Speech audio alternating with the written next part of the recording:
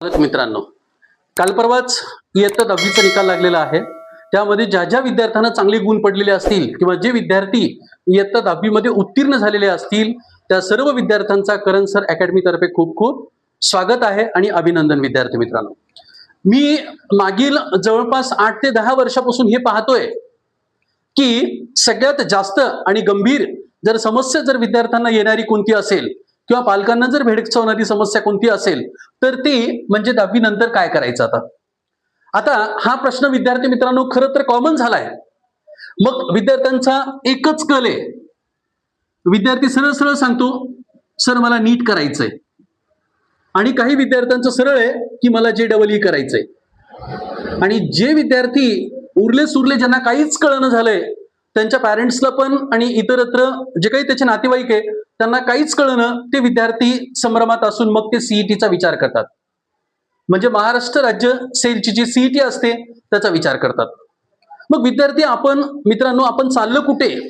मग प्रत्येक विद्यार्थी जरच सायन्स फील्डमध्ये जर गेला, मग आर्ट आणि कॉमर्स फॅकल्टीला महत्व द्यायचं काय करायचं आपण?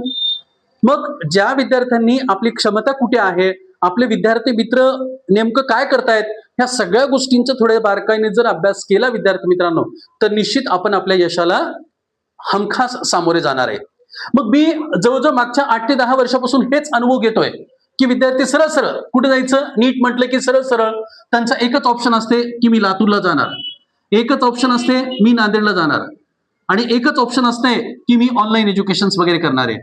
विद्यार्थी मित्रांनो, तुम्हाला कळकळीची विनंती आहे, यासारख्या एवढ्या मोठमोठ्या डिस्ट्रिक्ट्स मध्ये तुम्ही जेव्हा जातात तेव्हा आपलं बेसिक नॉलेज किती पक्का आहे हे समजून घेणं खूप आवश्यक आहे. बेसिक नॉलेज जर तुमचं पक्का असेल तरच तुमचं सक्सेस आहे. अदरवाईज खूपच कठीण परिस्थितीला तुमच्या पॅरेंट्सला आणि तुम्हाला पण सामोरे जावं लागेल. कारण की तिथे म्हणजे एक प्रकारचा हा जाहिरातीचा पार्ट आहे.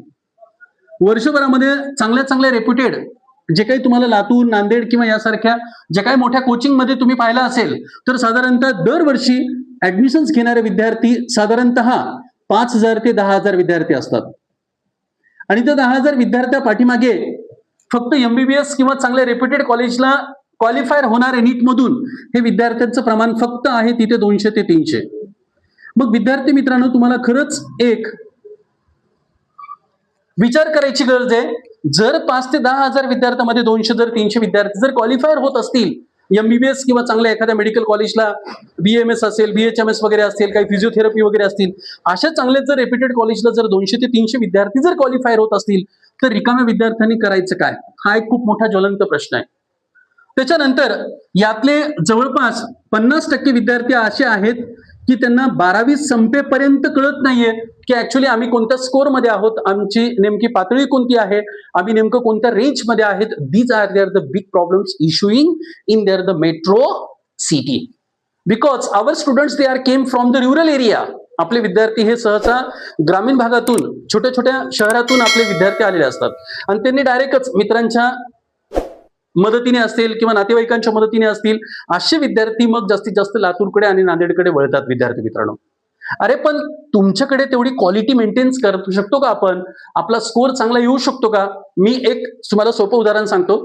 जेव्हा ते स्कॉलरशिपसाठी एक कॉमन एंट्रन्स टेस्ट घेतात बेटा तुमची, त्यावेळेस आपल्याकडचे विद्यार्थी हे नियर अबाउट 80% क्वालिफायर होतात आणि त्यांना 50% पर्यंत 100% पर्यंत त्यांना स्कॉलरशिप्स देऊन ऍडमिशन्स घेतलं जाते. त्याच्यानंतर वास्तविक स्थिती सांगतो, काही दिवस गेल्यानंतर तुमच्या पाल्याची किंवा माझ्या पाल्याची जर आपण स्थिती बघितली विद्यार्थी मित्रांनो, तर तोच विद्यार्थी किंवा ती विद्यार्थिनी जिचा स्कोर 40%च्या मोर दॅन जात नाही. मग आपण एवढ्या मोठ्या क्लासेसला जेव्हा ऍडमिशन्स घेतो विद्यार्थी मित्रांनो, तेव्हा ते सिलेक्टिव्ह विद्यार्थ्यांना जास्त प्राधान्य देतात आणि बाकीचे सर्वसाधारण जे विद्यार्थी आहेत ते जनरल बॅच मध्ये किंवा इतरत्र ज्या सुपर स्पेशल नावाच्या बॅचेस आहेत त्याच्यामध्ये ते ऍडमिशन्स येतात. आणि मग फायनली आपला विद्यार्थी पूर्ण त्या ठिकाणी सॉर्टिंग झाल्यानंतर मग परत प्लेन BSc करायला येतो किंवा काही विद्यार्थी लगेच परत 11-12 मध्ये रिटर्न्स आपल्या मायदेशी परत आल्यासारखे. मग असं न करता एक पालकांना आणि विद्यार्थ्यांना सुद्धा खूप काळाची गरज आहे. अगोदर तुम्ही नेमकं नीटचं सिलेबस किती आहे, कशी त्याची डेप्थ आहे हे अगोदर पाहून घ्या. And after that we will decide that these educations are specially liable for you or not. Same तेच कंडिशन्स याच्यामध्ये पण आहे. इकडे पण तेच आहे, JEE पण आणि CET मध्ये पण. आता सहजपणे माझे काही विद्यार्थी किंवा त्यांचे पालक जेव्हा मला भेटायला येतात तेव्हा ते सरळ सांगतात की सर, माझ्या मुलाचं किंवा मुलीचं हे करिअर JEE मध्ये करायचंय, पण तिच्या नातेवाईकाचं किंवा त्याच्या मामाचं असं म्हणणं आहे की तिला नीट करायला लावा. मग असं जर विद्यार्थी त्रिधा मनस्थितीमध्ये असेल किंवा मला विचारलं, परत एखाद्या XYZ टीचरला विचारलं, परत एखाद्या प्राध्यापकाला विचारलं, मग अशा वेळेला विद्यार्थी मित्रांनो काय होतंय की आपला पाल्य किंवा आपला विद्यार्थी हा सतत बुचकळ्यात पडतो आणि ऍक्च्युली त्याला कळत नाहीये की नेमकं आपण करायचं काय. म्हणून जे विद्यार्थी सर्वसाधारण स्कोअरचे विद्यार्थी आहेत, ज्यांचं पर्सेंटेज 80 आहे, 80च्या लेस दॅन आहे, त्यांनी सरळ सरळ आर्ट कॉमर्स घेतलं तरी आय एम नो डाऊट्स त्याच्यामध्ये सुद्धा खूप छान करिअर आहे. आर्ट मधून तुम्ही MPSCच्या परीक्षा वगैरे द्या विद्यार्थी मित्रांनो, त्याच्यानंतर तुम्ही काही वेगवेगळ्या प्रकारचे कोर्सेस वगैरे करा, डिप्लोमेस वगैरे करा. एवढं मोठं लेंदी जर तुम्ही शिकत बसणार तर ऍक्च्युली तुमच्या जीवनाला काहीच अर्थ राहणार नाहीये.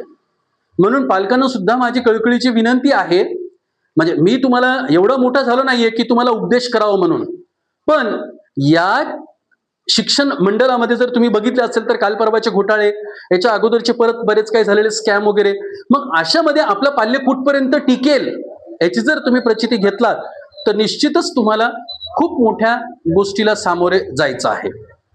म्हणजे आपला एवढा भरमसाठ एक नाही म्हटलं तरी साधारणतः अप्रॉक्सिमेटली 2 वर्षामध्ये कोणत्याही पॅरेंटचा खर्च जर बघितला तर 4 लाख प्लस असतो. मग सर्वसाधारण पालकांनी एवढा पैसा आणायचा कुठून? एवढ्या जाहिरातीमधून पैसा जे आजकाल तुम्हाला पाहायला मिळतो, हे सगळ्या गोरगरीब विद्यार्थ्यांचा पैसा आहे. ते काही आपल्याला बोलवत नाहीये, पण आपण ज्या जाहिरातीमधून विद्यार्थी मित्रांनो फसतात, ते फसण्यापेक्षा अगोदर या सगळ्या गोष्टीचं थोडं मायक्रो प्लॅनिंग करा. Then you will take there the admissions in these metro cities. आणि मी पाहिलं बऱ्याच विद्यार्थ्यांना 55 आहे, कोणाला 57 आहे, कोणाला 59 आहे, कोणाला 61% मार्क्स आहेत. ते विद्यार्थी पण म्हणतात सर मला क्रॉप सायन्स घ्यायचं, मला जनरल घ्यायचं, मला इंजिनिअरिंगला जायचं. It's okay, your dream. तुमच्या ड्रीम्स वरती कोणीही गदा आणू शकणार नाहीये. पण विद्यार्थी मित्रांनो, तुम्हाला त्या गोष्टी बेसिक कळतात का? तिथपर्यंत आपण मजल मारू शकतो का? आपण त्याचे पेपर्स वगैरे पाहिलेले आहेत का?